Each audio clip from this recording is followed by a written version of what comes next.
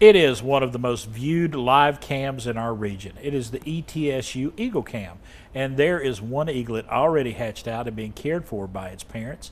And here to tell us more about that, happening with, we're going to show you the live, look there, live right there. That's nature and live and living color there. We got Fred Alsop with us today to talk about our local eagle celebrities and how they're taking care of their young ones.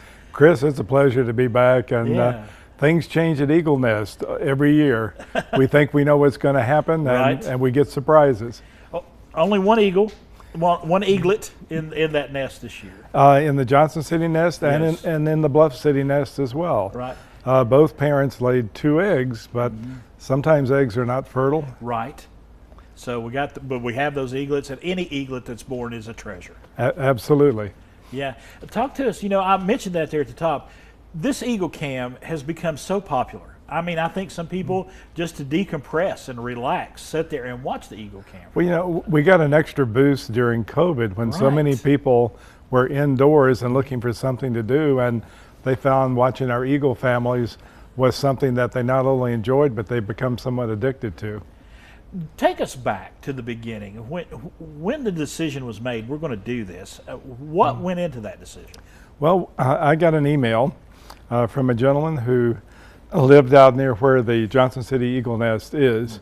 And he said, there's some folks down in Georgia that have been live streaming eagles. Why isn't East Tennessee State doing that? Right. That email came to my chairman, who, being a good person who knows, let someone else do that Right. in the department. So Yes. the email came down to me. We began to look at how feasible it is, what kind of cameras we need. We talked to folks right here at WJHL Right. when we were planning this. And we found out that it was doable. It would cost about $25,000 to get the cameras and all the utilities set up. And now you There see you what's are. happening. This is the Bluff City camera. Yep. And that chick is bigger. This is live right now. It's feeding time.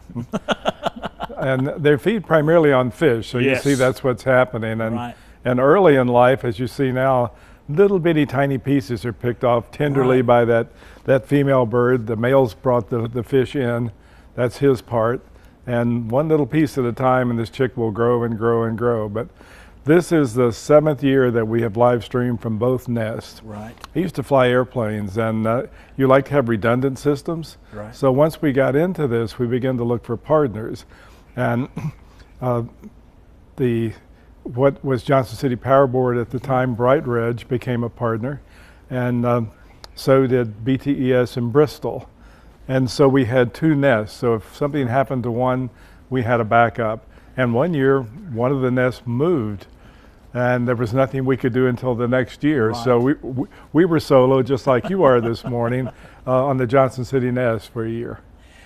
I got to ask, putting those cameras in place, that's a bit of a chore, isn't it? It is. We're lucky. We got a young man named Brandon Bragg, who's a professional tree climber, tree trimmer, and without him, these nests are more than 80 feet in the Right. air. They're up there. And so we have to get our cameras higher than 80 feet in order to do that.